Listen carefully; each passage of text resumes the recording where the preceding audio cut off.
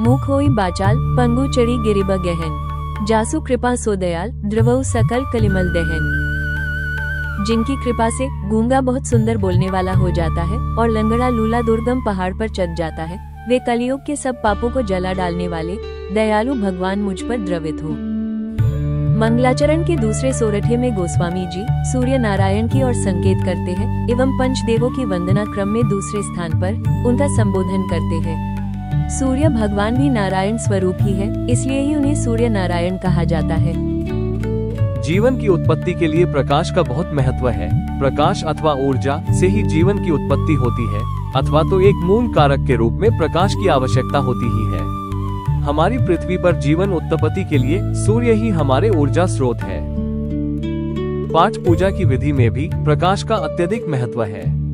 पूजन में सर्वदा सर्वप्रथम ज्योति प्रज्वलित की जाती है, फिर उसी ज्योति से भगवान की आरती उतारी जाती है।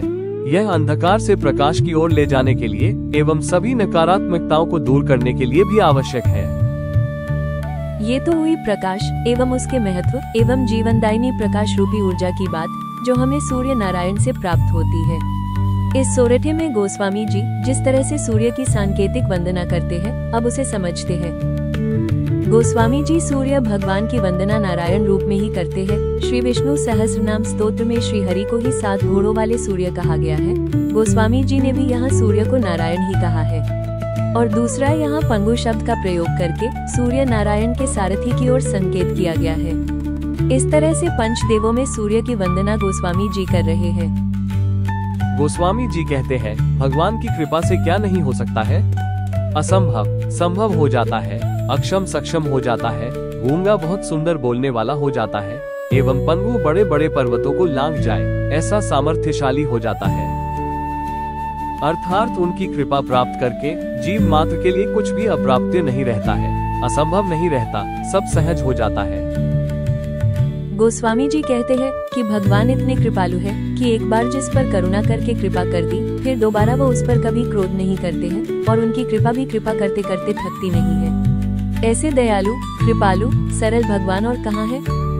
गोस्वामी जी कहते हैं कि जिनकी कृपा से सब सामर्थ्य प्राप्त हो जाता है एवं जो सभी पापों का नाश करने वाले हैं, वे मुझ पर भी कृपा करें। गोस्वामी जी यहाँ अपनी दीनता दिखाते हुए भगवान नारायण से प्रार्थना करते हैं कि मुझ में ऐसा सामर्थ्य नहीं कि मैं भगवान के निर्मल यश का गायन मेरी बुद्धि से कर पाऊं, और ऊपर से कलयुग के प्रभाव के कारण मेरी बुद्धि मलिन है एवं पाप बनते रहते हैं। इसलिए गोस्वामी जी भगवान की वंदना करके उनसे प्रार्थना करते हैं कि जो कलयुग के सभी पापों को जला डालने वाले दयालु भगवान है, वे मुझ पर द्रवित हो, जिससे निर्मल मन एवं बुद्धि पाकर मैं भगवान के सुंदर यश का गायन कर सकूं। हर हर महादेव।